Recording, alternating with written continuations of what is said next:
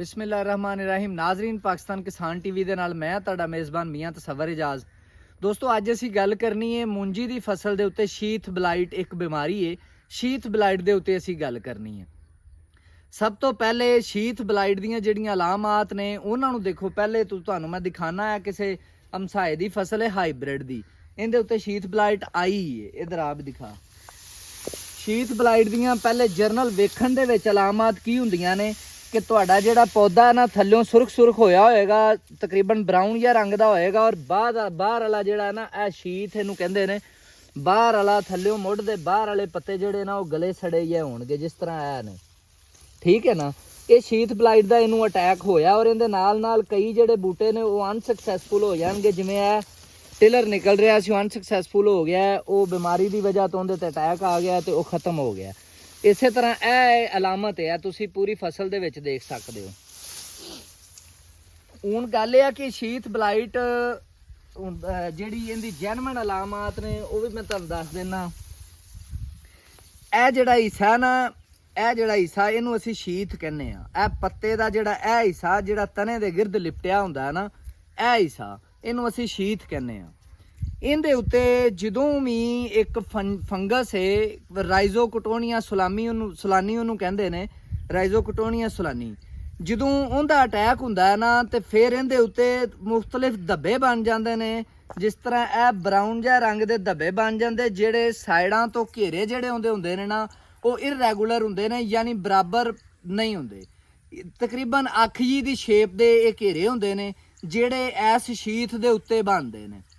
इन्हां दी वजह तो की हुंदा है कि ये फिर फैलना शुरू हो जाती है और इहदी जिहड़ी स्टेज है सही, जिहड़ी यानी जिस टाइम ये फील्ड दे विच आंदी है वो हुंदी है लेट टिलरिंग स्टेज।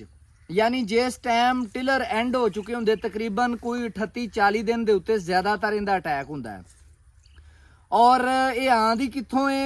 ज़्यादातर इहदा जिहड़ा रुझान हुंदा है पिछले साल दी किसी फसल की वजह तो जिहड़े बकिया जात ਜ਼ਮੀਨ ਦੇ ਵਿੱਚ ਰਹਿ ਜਾਂਦੇ ਨੇ ਉਹਨਾਂ ਦੇ ਵਿੱਚ ਰਹਿ ਜਾਂਦੀ, ਸਰਵਾਈਵ ਕਰ ਜਾਂਦੀ, ਬਚ ਜਾਂਦੀ ਹੈ ਔਰ ਨੈਕਸਟ ਈਅਰ ਜਦੋਂ ਅਸੀਂ ਦੁਬਾਰਾ ਚਾਵਲ ਦੀ ਫਸਲ ਲਾਣੇ ਉਹਦੇ ਵਿੱਚ ਆ ਜਾਂਦੀ ਹੈ।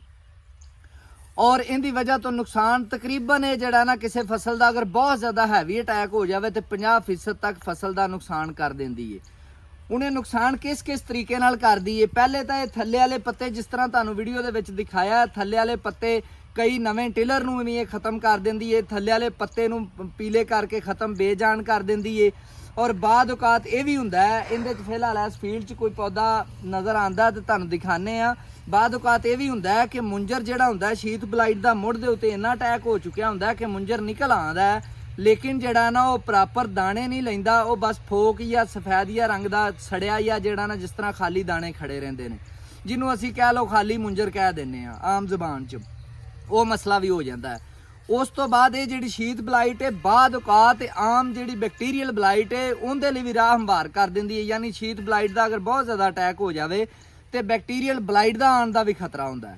और शीथ बलाइट की वजह तो एक होर भी मसला आता है, वो भी तुहानूं दिखाने आ। शीथ बलाइट की वजह तो दाने के उत्ते भी इस तरीके नाल धब्बा आ जाता है। तुसी देख रहे हो दाने, बाद दाने काफ़ी ज़्यादा काले हो गए ने और बाद दे उत्ते ये सिर्फ माड़ा माड़ा धब्बा शुरू होया है। ये भी शीथ बलाइट का ही अटैक है, उनकी वजह तो उनका ही रिजल्ट है।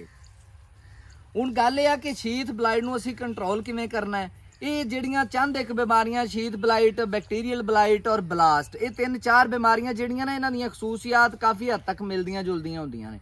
और इन्हां दी पहचान आम अपने जिहड़े डीलर हज़रात ने वो इन्हां दी पहचान नहीं करते और वो फिर की करते हैं 2-2 3-3 दवाइयां मिला के तुहानूं दिंदे ने ताकि जिहड़ा ना जिहड़ा भी मसला होएगा वो हल हो जाए तो तुहाडी सैटिस्फैक्शन हो जाती, हालांकि वो पैसों का वेस्टेज हुंदा है। इहदा बेहतरीन जिहड़ा हल है वो इहदा कैमिकल जिहड़ा इहदा हल है ना, कैमिकल दे विच वो इहदा एज़ॉक्सीस्ट्रोबिन, एक फंजीसाइड है एज़ॉक्सीस्ट्रोबिन, जिहड़ा नटीवो दे विच होर कई फंजीसाइड्स दे विच मौजूद हुंदा है। ओहदा जिहड़ा स्प्रे है ना वो इंतहाई जरूरी है और वो फौरन उनका कंट्रोल उन्होंने रोक देंदा शीथ बलाइट नूं जिथे भी अटैक आया होवे। एक दूसरी चीज़ यह है कि क्रॉप रोटेशन, यानी क्रॉप नूं रोटेट करते रहो। ज़्यादातर कोशिश करो कि जिथे पिछले साल शीथ बलाइट आई है उत्थे अगले साल चावल की फसल ना लाई जाए। दूसरी चीज़ तीसरी चीज़ ये होंदी है कि अगर किसी सूरत दे विच शीथ बलाइट आ गई है ਤੇ 35 36 ਜਾਂ 37 ਦਿਨ ਜਾਂ ਹੱਦ 40 ਦਿਨ ਤੇ ਜਾ ਕੇ ਪਾਣੀ ਬਿਲਕੁਲ ਫਸਲ ਦਾ ਡਰਾਈ ਕਰ ਦੇਣਾ ਹੈ। ਕਿਉਂਕਿ ਜ਼ਿਆਦਾਤਰ ਇਹ ਨਮੀ ਦੀ ਵਜ੍ਹਾ ਤੋਂ ਔਰ ਹਾਈ ਟੈਂਪਰੇਚਰ ਦੀ ਵਜ੍ਹਾ ਤੋਂ ਜਿਹੜਾ ਨਾ ਇਹਦਾ ਜ਼ਿਆਦਾ ਅਟੈਕ ਹੁੰਦਾ ਹੈ। ਅਗਰ ਟੈਂਪਰੇਚਰ ਜਿਸ ਤਰ੍ਹਾਂ ਇਸ ਦਫਾ ਟੈਂਪਰੇਚਰ ਹਾਈ ਰਿਹਾ ਹੈ ਔਰ ਜ਼ਮੀਨ ਦੇ ਵਿੱਚ ਔਰ ਹਵਾ ਦੇ ਵਿੱਚ ਵੀ ਨਮੀ ਦੀ ਰੇਸ਼ੋ ਜਿਹੜੀ ਨੇ 95 85%, 90%, 92 93% ਤੱਕ ਗਈ ਹੈ। ਇਸ ਸੂਰਤ ਹਾਲ ਦੇ ਵਿੱਚ ਇਹਦਾ ਅਟੈਕ ਬਹੁਤ ਜ਼ਿਆਦਾ ਹੋ ਜਾਂਦਾ ਹੈ। ਇਹ ਜਿਹੜਾ ਨਾ ਬਹੁਤ ਜ਼ਿਆਦਾ ਸੀਰੀਅਸ ਮਸਲਾ ਹੈ, ਕਿਉਂਕਿ ਬਾਅਦ ਵਿੱਚ ਆ ਕੇ ਜਦੋਂ ਦਾਣੇ ਤੇ ਆ ਜਾਂਦਾ ਉਸ ਟਾਈਮ ਫਿਰ ਤੁਹਾਡੀ ਅਗਲੀ ਫਸਲ ਦਾ ਤੁਹਾਡੇ ਰੇਟ ਦਾ ਵੀ ਨੁਕਸਾਨ ਕਰਦਾ। ਪੈਦਾਵਾਰ 'ਚ ਤਾਂ ਪਹਿਲੇ ਜੋ ਇਹਨੇ ਨੁਕਸਾਨ ਕਰਨਾ ਬਾਅਦ ਵਿੱਚ ਸਾਡੀ ਫਸਲ ਦੇ ਰੇਟ ਦਾ ਵੀ ਨੁਕਸਾਨ ਕਰਦਾ। ਇਸ ਲਈ ਉਹ ਬਿਮਾਰੀ ਹੈ ਜਿਹਨੂੰ ਅਸੀਂ ਇਗਨੋਰ ਨਹੀਂ ਕਰ ਸਕਦੇ, ਇਹਦਾ ਇਲਾਜ ਜ਼ਰੂਰੀ ਹੈ। ਇਲਾਜ ਤੁਹਾਨੂੰ ਸਾਰੇ ਦੱਸ ਦਿੱਤੇ ਨੇ। ਇਹਦੇ ਨਾਲ ਇਜਾਜ਼ਤ ਦਿਓ। ਕਿਸਾਨ ਜ਼ਿੰਦਾਬਾਦ, ਪਾਕਿਸਤਾਨ ਭਾਈ।